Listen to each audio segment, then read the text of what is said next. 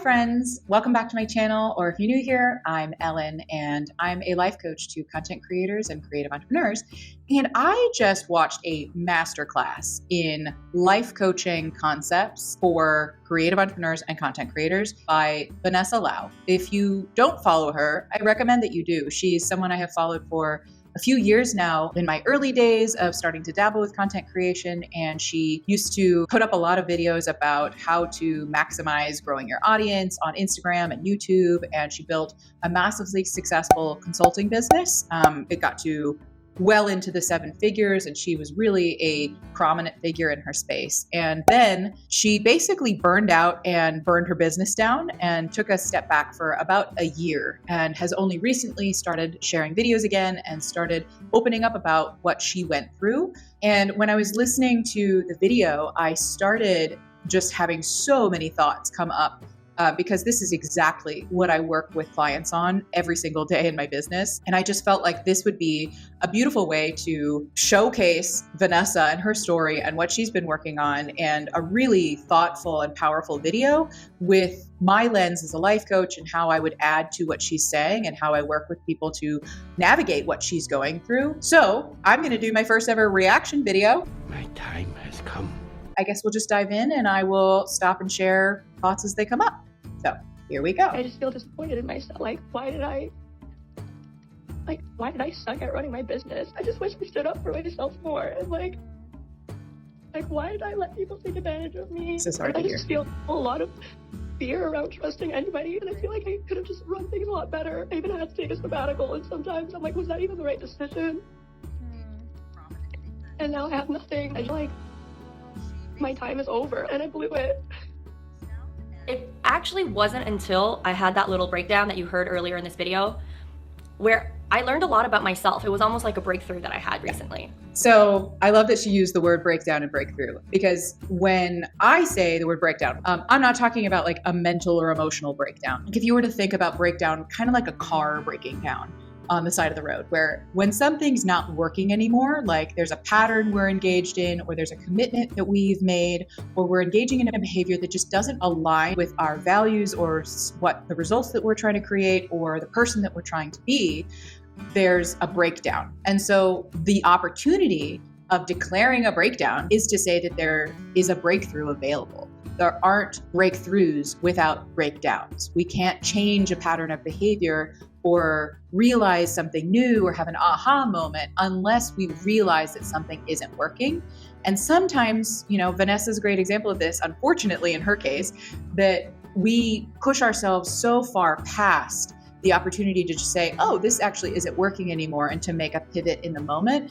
She went much further than that and got to a point where she was running a business that totally burned her out and took her far away from where she wanted to be as a creator and as a business owner. Burnout is a really common struggle that a lot of creatives, especially because we tend to be very emotionally invested in what we create, encounter. Without the right team of support or team of advisors in place that help us remember who we are and what we're about, like a mentor or a coach, we can get caught up in the next, and just keep building for the sake of building, but not actually staying in tune with what it is that we want out of our business. And when we go far past that initial minor breakdown of like, oh, that didn't feel good, or that launch didn't go well, or just those small red flags, if we just keep ignoring them, then that's what leads creators to burnout, which requires a recovery process. So speaking to Vanessa's process of taking a year away from her business, Vanessa is modeling something really powerful for her audience, which is like the unsexy journey of recovering from burnout. Like she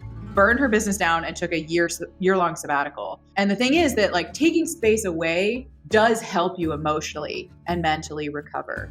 But knowing what you don't want doesn't equal knowing what you do want. Those are two very different awarenesses. So it's not surprising that her return to her platform now has brought up a lot of unprocessed emotions, like we heard at the top of the call, and a not yet clear vision of like where she wants to go now. Time doesn't necessarily heal wounds in this regard. It really does take some discerning work to not just take the space we need and to step away, which is part of it, but also building a lot of new awareness about where the decisions that lined up to take her far away from her values and from her goals occurred, and what does she need in order to release what she just went through. So here's a plug for having a skilled professional in your corner to support your entrepreneurial journey. I would not go through my entrepreneurial journey without a trusted source of support from a coach or, a mentor or something, because of this exact reason.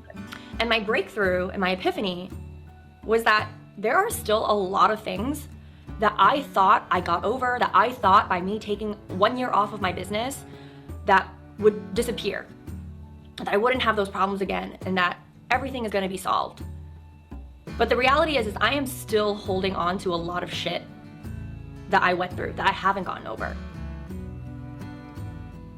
And even though I'm still not at a place where I can confidently say that I have, healed all parts of the things that I went through, and I've healed all parts of, what I've experienced, and I have this whole new outlook on life, and I have a whole blueprint on how to run a business and how to do content and how to do it effortlessly.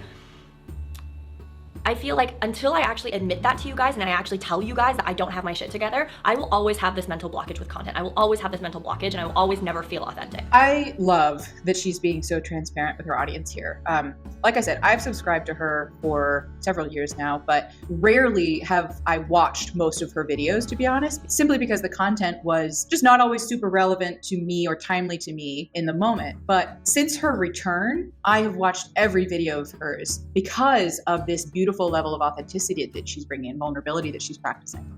This is the kind of content that every business owner relates to and empathizes with and gains value and insight from. So first off, thank you, Vanessa, if you're watching this, for being so brave, for sharing what you've been through since your return. And then I really want to focus in on one thing that she said that caught my ear. So she said, the reality is that I'm still holding on to a lot of shit that I went through and that I haven't gotten over. It reiterates that time doesn't necessarily heal all wounds, like intentional reflection and discernment does, which actually goes a heck of a lot faster when we have a sounding board, like a coach or a mentor. But what I want to point to here is the verbiage around holding on to things, because that's exactly what we do when we've gone through a traumatic or highly emotional experience.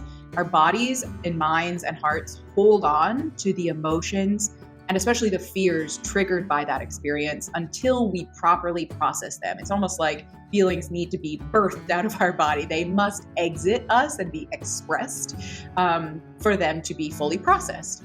And most content creators are verbal processors. Not all, but most, which is why we tend to gravitate towards this kind of a medium and platform and speaking to a camera, because verbally processing what we think and how we think is what we naturally do. So verbally processing these feelings, not just with her husband and her friends, but with others she knows will be listening with an outside perspective, is going to cause her to reflect more deeply. Now, my 2 cents would be to create that sort of container that's safe with a coach or a mentor. But what she's doing right now is actually that same thing. She's using her audience as the mirror to look at and reflect on what she's going through and how she's navigating it. So there's many schools of thought about this kind of sharing. I am personally in the camp of embracing vulnerability in the way that she's doing it, because I believe it is that kind of courage that's required to be a great content creator. But there is a line that crosses over into trauma dumping and toxic emotional processing, where some creators use their audiences to process very intense feelings that in the same way someone would use with a therapist, most likely. And I'm a huge fan of and trainee in the methodology of Brené Brown. And something that she said that always resonated with me is the distinction between vulnerability and oversharing. And to me, Vanessa is not crossing the line into oversharing at this moment. We haven't gotten deep into the video yet, but I think Vanessa is being very vulnerable here, and she's sharing the scary journey. And even that recording at the beginning of the video where she was very clearly emotional and distraught, using that clip blacked out and in a way to set the vulnerable tone for the video, I think was really powerful. But she is not showing up in that state right now with us, her audience, where she's crying or shaking or having her body language communicate that she's been re-triggered. So in my book, being vulnerable is really healthy and a positive thing when we can share about this experience she's been through without being re-triggered at the same time, which is also a gift to her audience where we don't get kind of triggered and activated by watching her share her story in an activated state. So I wanted to highlight that because it's really important to distinguish the difference between vulnerable sharing and, oversharing from a traumatized state.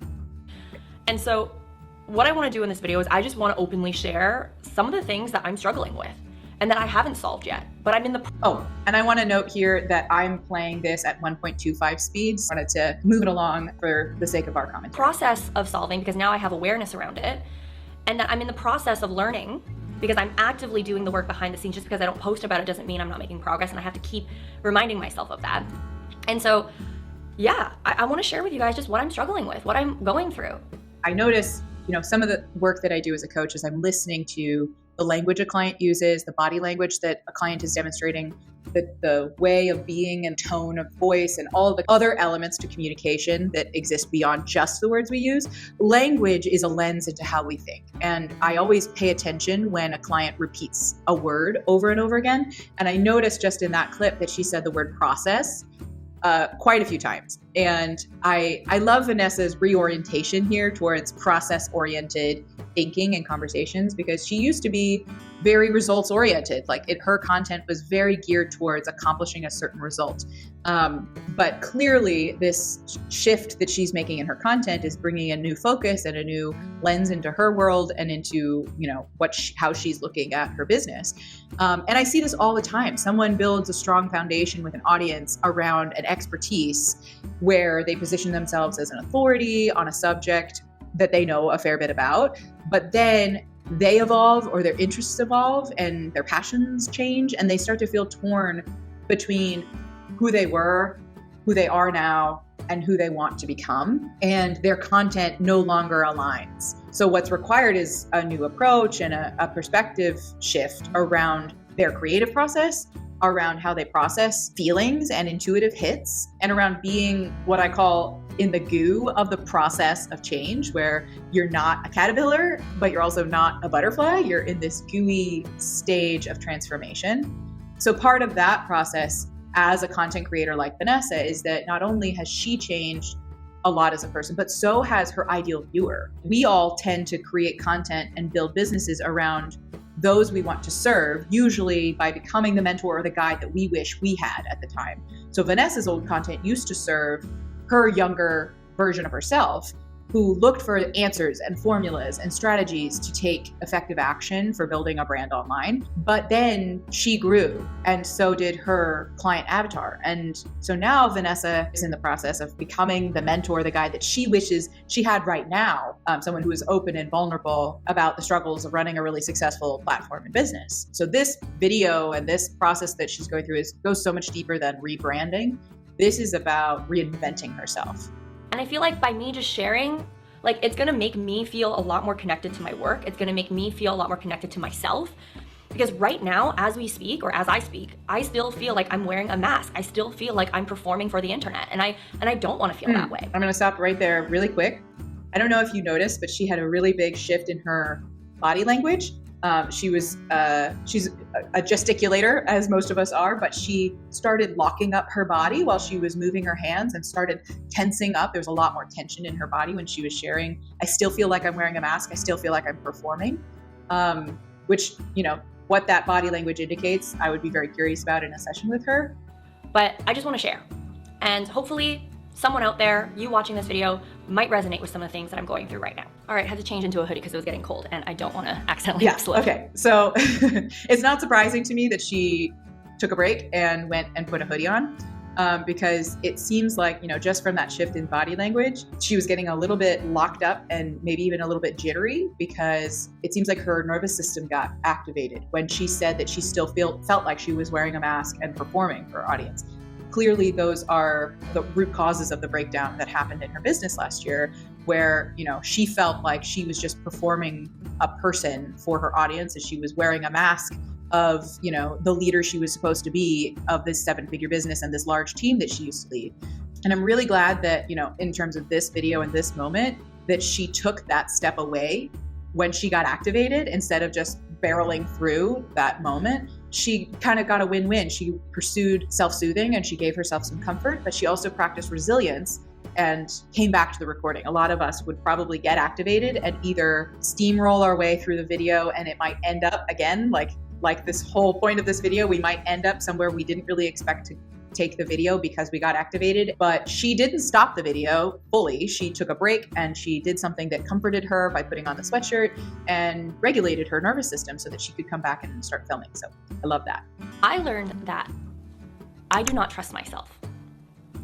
There's something that Amanda Bucci says, and it's a term called business injuries. It's basically the replacement term for business traumas. Before she gets into business injuries, oof, I do not trust myself. I'm going to show you a B-roll clip right now of my website because trust is such a fundamental part of the entrepreneurial journey. We cannot build businesses or sell products or services or navigate the ups and downs of the entrepreneurial journey without trust built into our foundation. And the thing is that rebuilding trust that's been broken with anyone is deep work. But rebuilding trust with ourselves is probably the deepest level of work. First of all, it takes a lot of effort and support and practice and time for us to recover trust. As I've said, I'm not a believer in time healing all wounds. It heals some, but not all. Because if you think about it, if someone cheated on you or breaks your trust in some profound way, giving it time doesn't repair trust in other partners in the future or even that partner that broke our trust. Seeing a change in behavior is the thing that rebuilds it. And it's like that, but even more complex with ourselves, where Vanessa broke her trust with herself along the way through a process I would call self-abandonment. She abandoned the messages her body and her intuition were likely communicating to her all along as she was heading down the path towards her business, getting to a point that she couldn't even recognize herself in. It just no longer aligned. So by the time she realized where she'd ended up, she had, for all intents and purposes, abandoned her true self somewhere along the way. The work ahead of her right now, as someone who feels like they don't trust themselves, is that she needs to, one, practice a lot of forgiveness, which is an intentional, effortful practice at first. Just like if you are in a marriage where someone has cheated, you don't just forgive once. It is a practice on a day-to-day, hour-to-hour, moment-to-moment basis. Forgiveness is something that she's going to have to really take on purpose. And the second would be developing a new set of tools to communicate with her inner knowing so that this doesn't happen again, so that she pays attention to her body's cues and her intuitive hits and those subtle signals that we all have that prevent us from self-abandonment. I am someone that has gone through a lot of fucking injuries in business. And there are some injuries that I haven't even talked about on the internet and that I've just kept inside of me because I want to protect people and I don't want to like stir shit up or anything, but it's still things that I still hold on to. I still have a lot of. And I blame myself for a lot of the injuries that happened to me. I blame myself for making the wrong decisions. I blame myself for hiring, the wrong people. I blame myself for not trusting, myself. I blame myself for letting people walk all over me. I blame myself for poor financial decisions that I've made. I blame myself for fucking up an opportunity. There's a part of me where I feel like, whoa, I had this amazing business during an amazing time period, and I found a way to fuck it up. And as much as the sabbatical was like the best decision I could have made for my health, there are still times where I ask myself, was that the right decision? Because when I am at my lowest self and when I am the most insecure, I will look back at my old shit. I will look back at who I used to be and I'm like, wow, I admire the shit out of her. I want to stop here. There's a lot in that clip. So starting back with business injuries leading to self-blame. Again, I'm sure many of you heard her say the word blame. I blame myself. I blame myself. I blame myself over and over again for all of the things she blames herself for. And you probably also noticed a shift in her emotional way of being, where the more she listed what she blamed herself for, the more glistening in her eyes, the tightness in her voice, the sadness that we could all feel starting to come out in her speaking. So I want to address this blame piece because the thing about becoming a business owner is that we get comfortable with taking responsibility. Honestly, most of us get into business because we already feel this heightened sense of responsibility for our fate and for our income and what we want to create in the world. And so we start off with this healthy relationship with responsibility, there's a sexiness and a motivating energy to taking that kind of control of our fate at first and going for our dreams as an entrepreneur. But after some time and some mistakes and some breakdowns, many entrepreneurs tend to unconsciously switch from having this healthy sense of responsibility to blaming themselves and not forgiving themselves over and over and over again. And those same types of creators tend to be really successful because they are immensely self-critical.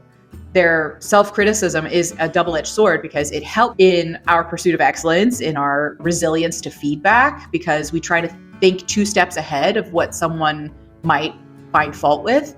But it also means that we are always finding fault and holding ourselves to a standard of not good enough so that we keep trying harder. We tend to criticize ourselves and push ourselves to be better or even the best versions of ourselves that we can be. And when we fall short of our very high expectations, we are disappointed and we blame ourselves for what happened. So the key thing I would focus on if I were working with Vanessa is coming back to that healthy relationship of responsibility instead of blame.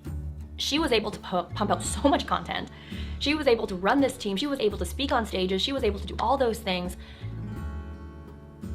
What a fucking badass. Because the truth is right now, I can barely bring myself to post a video. Leon, my partner, he talks a lot about, well, he told me a lot about ring rust. It's basically what MMA fighters go through where they haven't fought in a long time. And so when they come back to the ring, they don't remember how to fight. I don't remember how to do content. I can't believe I have to relearn fucking CapCut. What the fuck is Threads? I downloaded Threads the other day. I'm like, what the fuck is this shit? How do I use it? Like, what's going on? And so I feel really bad when I feel that way. And I look back at my old stuff, I'm like, damn, I fucked up a good thing. And so now I feel like I'm getting my second chance at business. But because it's my second chance at redoing things, like I almost don't want to do anything because I'm so afraid of fucking it up. Ultimately, instead of trying new things and fucking up on purpose, trying these things and being willing to embrace the utility of failure, she's avoiding failure because of how painful it was last time. But it is this pivotal moment that we need to reframe in our minds and our bodies to understand that fucking up is the natural consequence of and path to success. Her body can't relate to that right now because she's still processing all these feelings that she put aside over the year and that she couldn't reconnect with until she stepped back into the act of creation and leading a business. And I have so much evidence from my past business, well, it's the same business, but my past era of me fucking up. Evidence. This word is important.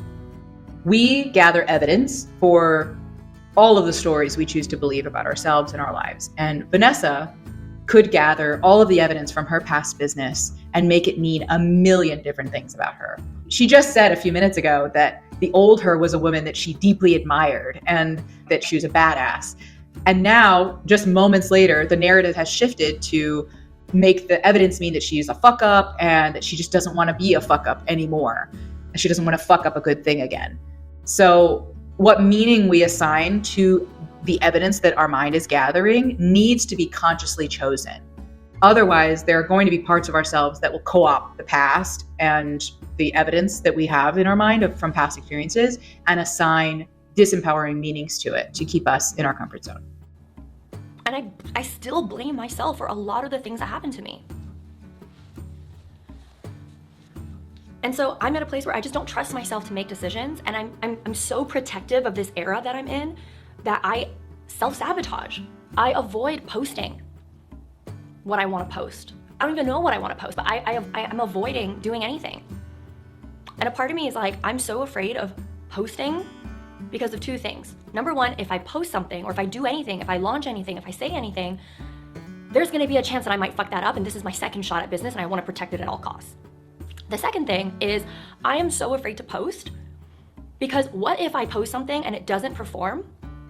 Then that is further evidence for myself that I made the wrong decision of taking a whole year off my business. Evidence. Again, this is the narrative from that part of her that I would call the survival mechanism, which is the part of us that wants to protect us from pain at all costs and that helps us survive obstacles or threats.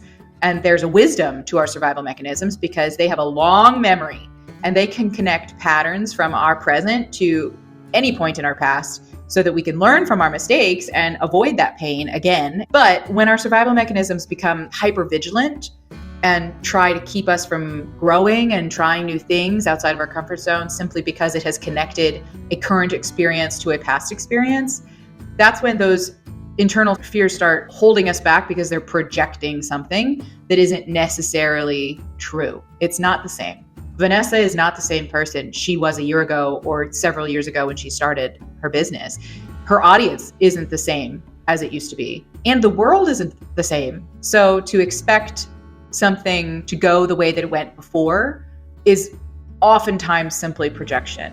She needs to be conscious of the narrative that she wants to build for herself, because at the end of the day, our brains can build the narrative for us, and if we don't decide what it is, our brains will pick something and build evidence for that. So why not just pick the narrative that we want to fulfill about the story of our lives with something that actually moves us forward?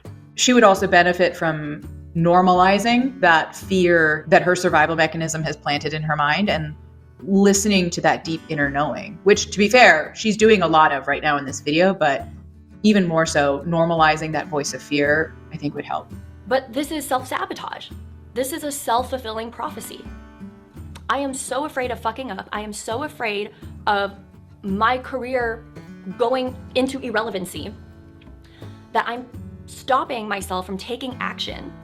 And because I'm avoiding so many things and I'm not taking action, then of course the result is going to be me not getting the result that I want. This is self-sabotage. And so what I'm learning is that even though I feel this way, being aware that this is self-sabotage is already helping me a lot. Yes, I have to hammer that home, that awareness is everything. Awareness is your power. She's doing exactly what I just mentioned by normalizing that pattern of behavior, the self-sabotage, which by naming it and being aware of it, she's giving herself permission and self-compassion for falling into that pattern of self-sabotage. And by naming that perspective and choosing something outside of it, she's gaining that higher level elevation from that voice of fear that's fueling those core parts of her to protect her. And she's practicing outside of those fears by filming this video. But the more she practices that, the more she elevates from that voice of fear and takes that elevated perspective, the more clarity she's going to gain about where she wants to take her business. So great work, Vanessa. Because I can't grow unless I move forward. I can't grow, I can't evolve, I can't, find whatever next best thing is for me in my career, in my business, in my life, until I actually take that first step. And me even filming this video and hopefully posting it is me taking that first step. Yes. As scary as it is, as embarrassing as it is, as vulnerable as I feel, as raw as I feel. I don't even know what the fuck I look like right now. Like, I've never wear hoodies on camera, I feel, but this is what's making me feel the most comfortable right now. Like, this is my first step. And I hope that this first step is going to lead into my second step and my third step and my fourth step. And by my 100th step, maybe I'll be at a place where I can truly, truly say that I trust myself again. Second thing that I'm learning about myself, and yeah, my hair is up now. I'm just feeling more and more comfortable, I think. And by the end of this video, who knows, maybe I'll be my fucking Yeah, I want to pause here because that was a pretty abrupt shift. I love that she just paused it again and did more self-soothing, right? She is taking very scary action right now by not listening to that voice of fear that tells her not to take any action. The impact of that is that her nervous system is likely pretty activated by doing this. And so the fact that she keeps taking steps away to self-soothe and put on comfortable clothes and takes breaks between segments is such a good model for feeling the fear and doing it anyway with a lot of grace for yourself. But second thing I'm learning about myself is my old identity is what's keeping me safe right now, but it is also what is preventing me from growing. Mm-hmm. I learned that I still need to feel like I need to be teaching something in order for my content to be worth posting or sharing. I still feel that pressure to want to teach. Every single piece of content needs to have a takeaway and it needs to be teaching something. And if it doesn't, like, I personally feel like if I'm not teaching something, then the content piece is incomplete. Like, even in this video right now, as I'm sharing my challenges, I still feel pressure that this video needs to be valuable for you. And I need to be sharing, like, here are some things that you guys gotta do. Like, when I think of content, I think of this. I think of, the formula. I need to share how I started, what I did, what I learned, what were the results I got, and like 10 different key strategies and takeaways for you, and then finally wrap it up with a call to action of what you guys can do next. so that you don't feel like you're left holding the bag. And I came across this question, and it was, what parts, or like, what was the question? It was, which parts of your past identity helped you feel safe? I just want to stop and say, I love this question. That is the style of questions that occur in a life coaching session. So I'm really curious to hear what she says. And when I answered this question, I realized that being a teacher, being perceived as an expert, and my old content formula helped me feel safe because it allowed me to feel valued. It gave me views. It compensated me. It gave me money. It made me feel loved because people would be like, oh my God, that was the bombest strategy I ever learned. Thank you so much. And so now, in a phase that I'm going through, in a season that I'm going through where I don't feel safe, where I feel incredibly vulnerable, of course I'm latching onto my old identity. Of course I'm latching onto my old formula of content or how to do things because it makes me feel safe. I also realize and recognize, and I'm aware that it's also what's preventing me from finding my new flavor, from finding a new texture, from, truly embracing and opening up this new chapter. Ooh, I mean, she said it all so beautifully that I don't have much to add. Her self-awareness here is really powerful. And I'm so thrilled that she's sharing this vulnerable, insightful inner work with her audience. She's modeling what it takes to succeed in entrepreneurship. And the one thing that I wanted to underline in her language was the beautiful metaphor that she used. She talked about new flavors and textures. It's preventing me from trying new flavors and textures. And I love this because it made me immediately think of ice cream. I don't know if that was the same for you, because let's take the metaphor. If we never venture it out of our ride or die flavors, we would never discover flavors and textures out there that could become our new absolute favorite thing on earth. And the thing about this metaphor that I love the most is that trying new flavors of ice cream is virtually risk-free. So if we map that analogy onto trying new things in her business right now, from the outside in, it's really clear that she's really got nothing to lose right now. Like, she just went from a year of not posting anything and not generating any new revenue. So the worst thing that could happen in this context is she could lose a few subscribers. She could get negative feedback about a video. She could just not gain any new subscribers. Really, we're not talking about life and death stakes here. But what she stands to gain is the potential of finding more and more clarity of what she does like to post, and her core and new subscribers do want to hear her share. But our survival mechanism make it feel like this is some high stakes decision every single time we take a step outside of our comfort zone. I've been reading a book. It's by Rick Rubin. It's called The Creative Act, A Way of Being. And he wrote this: when we make a discovery that serves our work, it's not unusual to concrete it into a formula. And this formula ends up defining us as artists, what our voice is and what our voice isn't. This can be good for some, but bad for others. You need to continue to challenge your own process. Don't assume that your style, method, or what worked that got you results is the best way. Don't get religious about it. And when I read that, I was like, whoa. Even though for me, it's not like I intentionally try to copy my old formula, and it's not that I intentionally try to be a teacher, it's that I am subconsciously doing this because, it's the only thing that I feel like I have evidence that works in a time period where I don't know. Her body is changing. In a time period where I'm supposed to be exploring. Sorry to interrupt her, but I'm just observing her body language. And I don't know if you also saw her tension coming back up again. I'm interested to see what she says, but her body is trying to express something very clearly. And I'm learning a little bit about the nervous system and how the nervous system is going to protect you from what it sees as a threat. And I think for me, diving into this new territory and not really knowing what my content's going to be about and who I am, and me realizing I'm still discovering that part of myself, my nervous system is okay, let's go back to the old shit. Let's make sure there's a takeaway. Let's make sure we're teaching things. Let's make sure there's a call to action. And so, yeah, it's just what I realized when I learned from about myself. And because I no longer have a team and I'm reading every single comment, and because I have a larger channel than I did before, than I did 5 years ago when I used to be reading the comments, it's overwhelming being on social media right now. It's a lot. And on top of that, because the I Quit video, my comeback video, went semi-viral, a lot of people got so much out of it. I'm so happy about that. It's also adding this pressure. And because right now I'm still figuring my shit out, and I'm still at a place where what is my style? Who am I? Especially in this season without all the things that I had before. I don't have anything to teach. Wow. I think as evidenced by everything we pointed to so far and everything I'm sure you're hearing for yourself in her video, what she may not realize is that she is teaching us something. And I know that she knows probably intellectually that what she has said and what she is modeling for us has a lot of value, but she's teaching us the power of curiosity, the power of vulnerability, the power of reinvention, and not knowing the answers. So she may not have it perfectly laid out in the outline and template formula and takeaways, like she said, but every single person watching this video is going to leave with quite a few takeaways. So again, this is just all about how we frame our perceptions. Because I am currently living this reality. I'm currently living what I'm learning again. There's a lot of things I don't know about running a simple business and how to make it effortless. I'm trying to get there. And because I don't know and I don't have concrete results or evidence that it works or testimonials or whatever, I don't have like a straight call to action of like to wrap everything up in a bow, like I feel like frozen.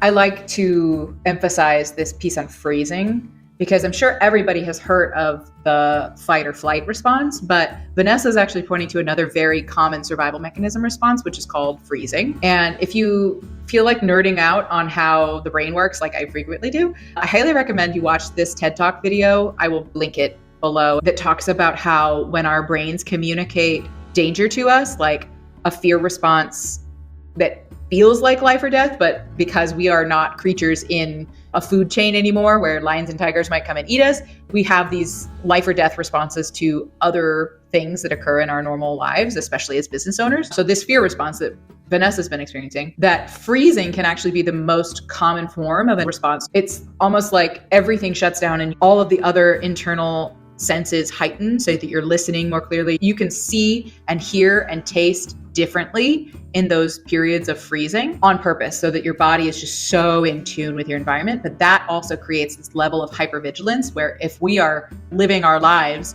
in that state of freeze, even if it's not in an actual moment where your body is frozen because of a state of shock or something, it can manifest in ways kind of like the start of a depression where other senses dull and then certain survival senses activate on a higher level and you start perceiving things and processing information differently than you normally would. So this freezing state that she's talking about is very real. It's very scientific. It's biological. And that's why knowing your nervous system and knowing what to do to soothe and to regulate your nervous system is so, so important and such a critical part of business ownership. And I've been freezing up and I've not been posting and I've not been, consistent.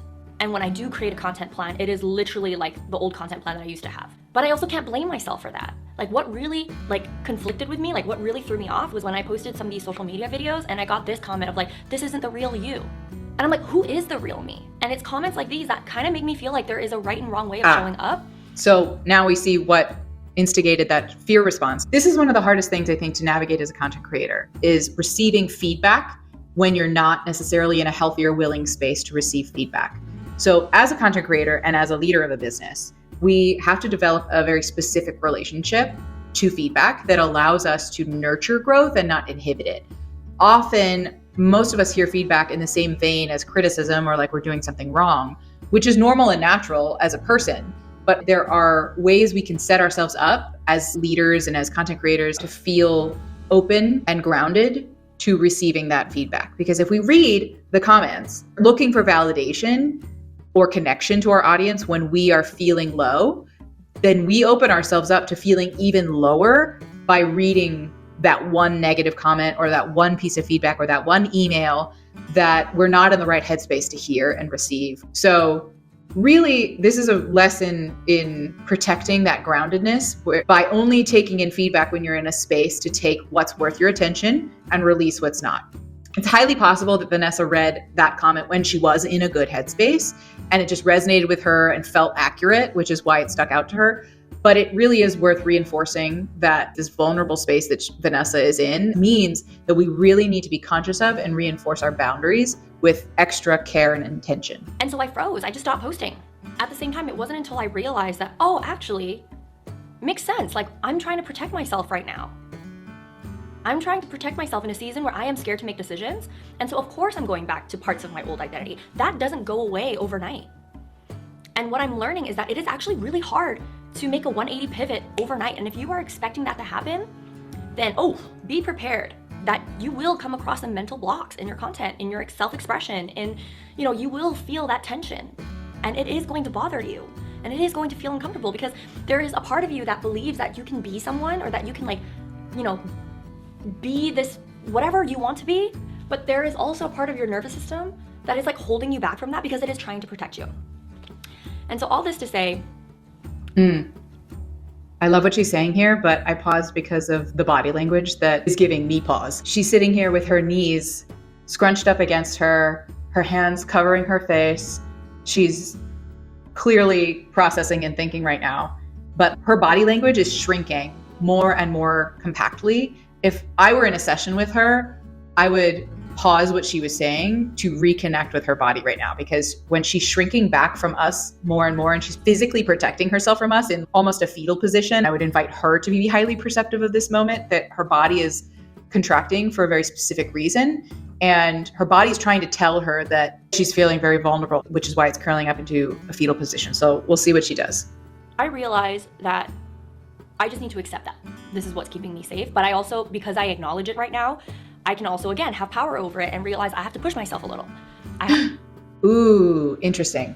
So did you see that at the same time that she said, I have to push myself a little, she opened up her body again. She put her legs down, she opened her shoulders back up, and she changed into a position of opening herself back up. It's hard to tell since I don't actually know or work with Vanessa, but I wonder if pushing herself is really what she needs right now, or if a gentler approach would have served her more in this moment, like she's been doing earlier in the videos where she's been pausing and stepping away from the video to go do some self-soothing. This was a moment where she showed pushing through, her body telling her to slow down or stop, but she kept going. If I were her coach and I knew that her goal was to rebuild trust with herself and to listen to her instincts about what she really wants, I would have reflected to her in this moment that this would have been a really great spot to practice listening to herself and honoring her body's message that she's done for this moment and come back when she's ready. Because we want to practice these little moments of rebuilding trust. Have to, one day at a time, one step at a time, shed that old identity. It's not gonna happen overnight. I'm not gonna beat myself up over it. But at the same time, I need to make a conscious effort of breaking that formula and trying something new. Because what if trying something new is actually gonna lead me to the next best thing? Now, on the topic of me feeling that pressure still of teaching and being an expert and, making sure my content is complete, I'm also realizing that it's also okay to being a student and just admitting to myself that I am a student right now. In my I Quit video, I was I'm gonna teach you how to feel good, do less, earn enough, have fun, yeah. I have not mastered that. I am learning how to do that. And I think it's important for me to tell you guys to not expect me to have all the answers around that. And no one's even giving me that pressure. You're not giving me that pressure. I'm giving myself that pressure. But I realized that instead of feeling like my content needs to tell a complete story, that I need to have some crazy hero's journey, ooh, I went on a sabbatical and I found myself and now I have this business and whoa, I'm making so much money now that I'm, simple and effortless. I want to pause here because this imitative body language that she's doing, the silly voice that she's making with it, I feel like she's referencing her old self and her old content that she made and these creators that make that kind of content.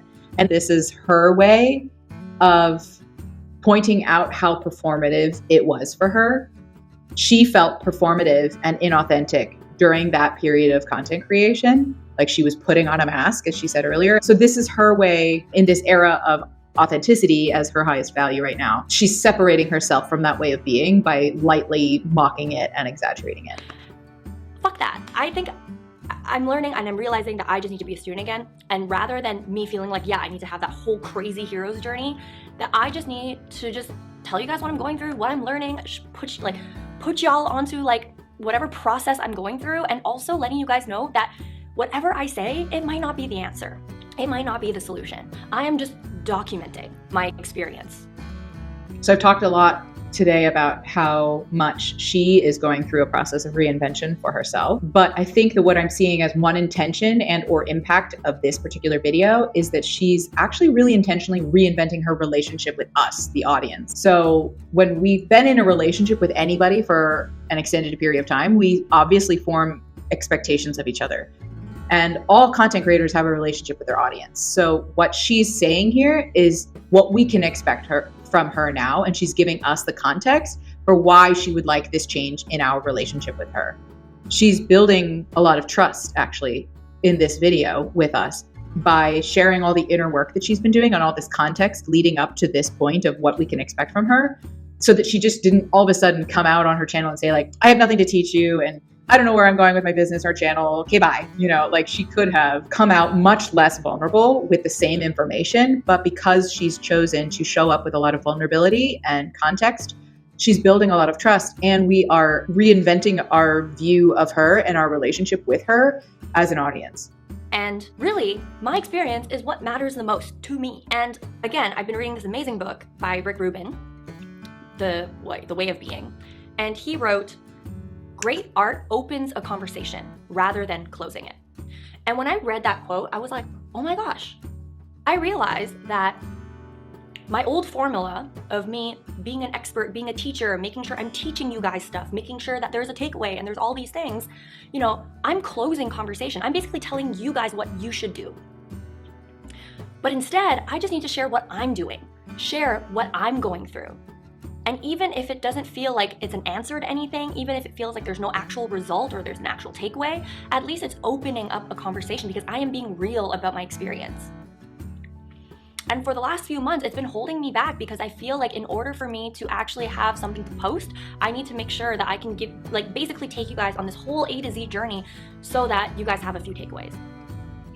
But in essence, what I'm doing even right now, even just sharing my story, sharing, my journey as I'm living it right now in the moment, yes, it is opening up conversation. It still has value. I still have valuable things to say. And so, I'm just realizing I need to embrace being a student of life again. And what I'm realizing now as I'm speaking is like, you're always going to be a student of life. I said this in my comeback video, like your values change over time. My values in my teens is so different than in my 20s, and I'm gonna be turning 30 this month, and oh heck yeah, my values have changed a lot. And I think that's also why when I'm on social media now, I get the ick sometimes because my algorithm is still my old algorithm, and I'm still following a lot of content pieces that don't inspire me anymore. It doesn't inspire me anymore when I see content pieces that are like, here's how I made $200,000 a month, and this is the secret to my webinar. Like, I don't. There's that imitative distancing mechanism. She's noticing it in others because she rejects that within herself now. So there's that mocking coming up again. Anymore. And I think that's also a reason why I've just been feeling so uninspired and so unmotivated, because I go on my social media and I'm like, bleh, bleh, bleh, I don't want to follow. Bleh. But then I'm also realizing, like, rather than bitching about it, rather than having such a negative outtake on it, rather than judging other people, I just got to create the content that I want to see. And the content that I want to see is this. Of people actually just sharing this is the shit that hit the fan and I'm going through it right now. And so be the do the content that you would want to see. I think a really big shift that I got about this was someone asked me, who do you look up to on social media? Who would you say is your role model? And it kind of took me a while to find someone who was role model, oh my gosh, blah, blah, blah, glorify. But I said Layla Hormozi.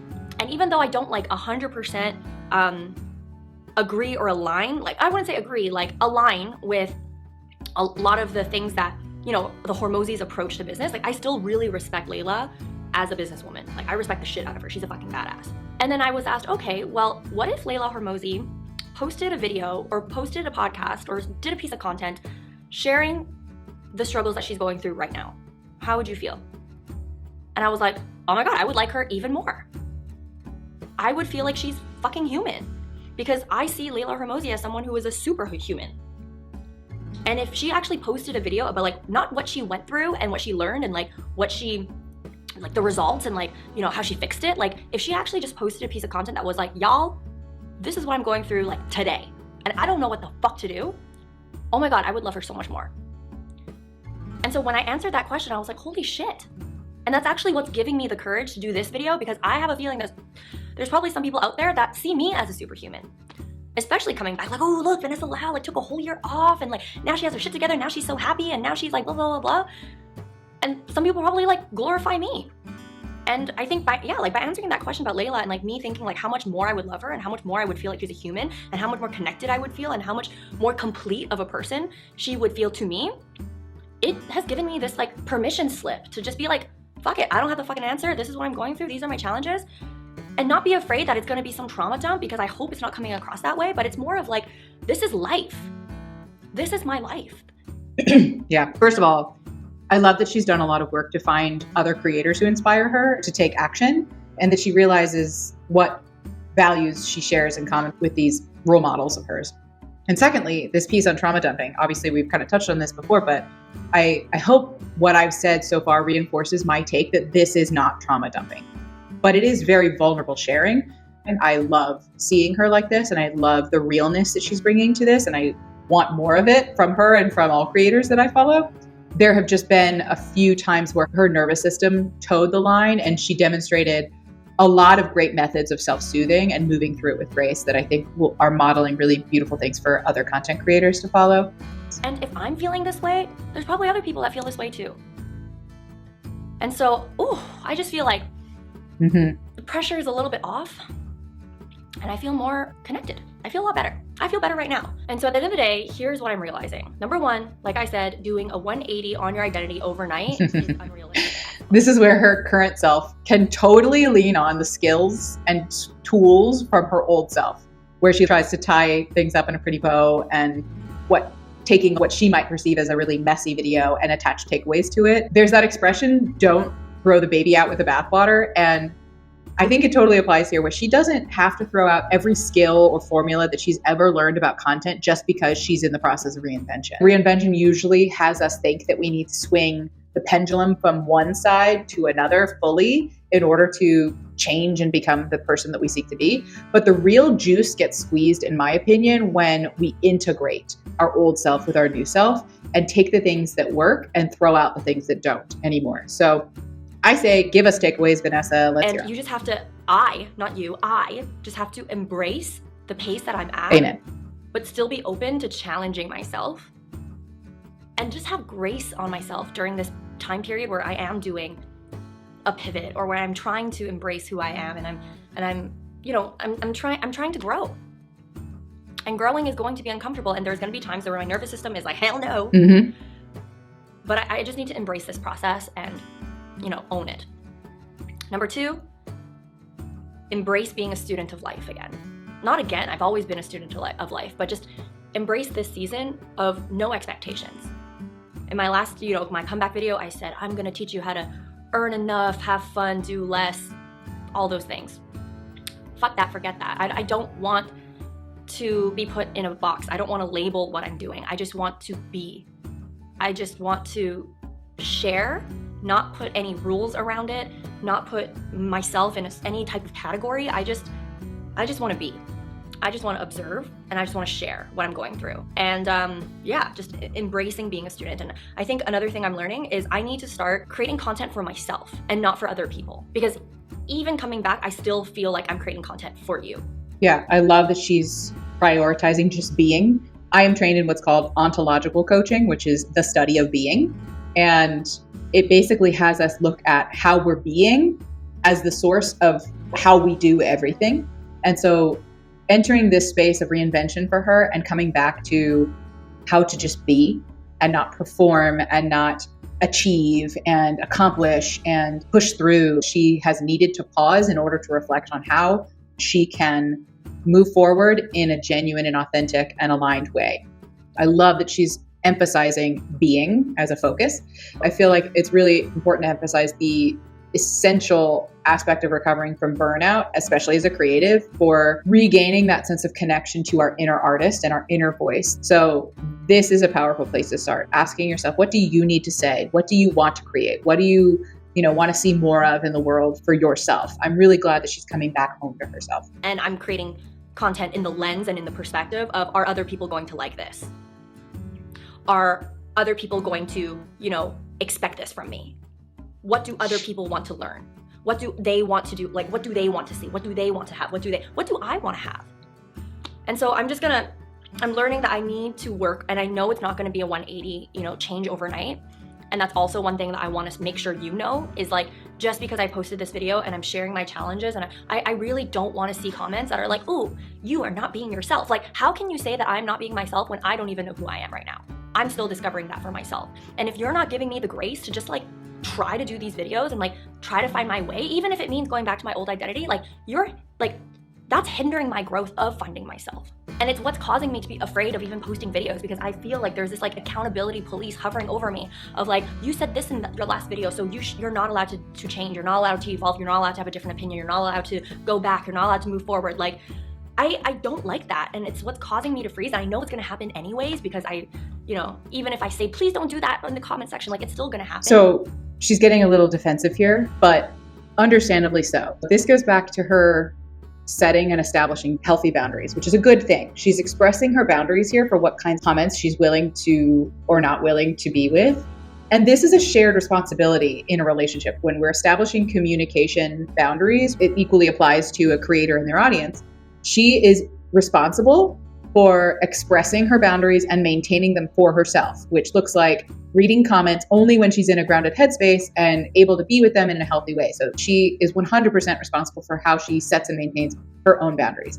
So she's showing how she wants to be in relationship with her audience and engage with them and not shut them out, even though she's in a pretty vulnerable state right now. She's defining clear terms and boundaries for what connection looks like for her in a healthy way with us. And that's a really authentic way of relating to an audience. I love that. But I want to at least share like what I'm experiencing, what I'm going through, what's not helpful. And so anyways, it's not going to be a 180. I'm not going to like tomorrow after posting this video be like, oh, I'm a whole different girl. I'm a whole different, content creator. It's not going to happen. But I am going to work towards being at a place where I'm just creating content for myself. Because that's all that matters, is that I'm proud of my work and that my work is helping me. And that the process and the journey of creating my work is what's healing for me, is what's helping me, is what's helping me grow. And that's all that matters. And if there are people out there, you watching this video, that like somehow found value and like want to follow me and want to subscribe and want to like be along for the ride, that's just a bonus. That's just the sprinkle on top. But I need to work on myself, and I need to challenge myself to just do things for me. Because every time I've done something for myself, when I'm at my highest version of myself, like it is like I'm able to tap into the highest version of myself is what I'm trying to say. And so anyways, thank you for watching if you got down to this part of the video. As always, like I do appreciate you guys. I don't want you to think I don't appreciate you. It's just that I'm realizing like so much of the work that I still need to do. And that I'm working through right now. And I just am really grateful that I'm at a place where I do feel safe enough to share these things with you. I want to emphasize that she said she feels safe enough. When you feel that emotional safety, where no matter what the response is from her audience, or no matter what feedback she receives, or if the video doesn't perform as well, or if subscribers leave, no matter the response, she's glad that she posted the video and that she got something positive out of the experience of doing it. That's where healthy emotional safety can create the grounds for vulnerable sharing that's not trauma-dump. And I hope that, especially if you're a content creator watching this video, that, maybe you might want to change the relationship that you have with your audience in order for you to feel safe, to show up and to be as close as your authentic self as possible. It's hard to be authentic. A lot of people are like, I love her, she's so authentic. Or like, I want to be authentic. Authenticity is really hard. It takes a lot of work. It's a lot harder than you would expect. And so I hope that, by me doing this video, maybe you might get closer to doing something that makes you feel more connected to you. I feel like that sums up what I think she's reframing for herself. She has shifted from a teacher to a model, because she's modeling skills and ideas and resources that are serving her in this point in her business, which are equally as valuable, if not more so, than the telling form of teaching that she used to do. She's showing, not telling us, how to operate a 6- and 7-figure business. I hope that this kind of video where I react to what she's saying and elaborate on some deeper coaching contexts and tools and frameworks is really helpful. I would really love to hear your feedback and let me know if this style of video is something that you like. So give this video a like to let me know, leave a comment, and subscribe if you want to catch more of them. And if you are some of my real ones, can you let me know other creators that you would like for me to do this style of video on. I hope you're taking exquisite care of yourselves these days, and I will speak to you soon.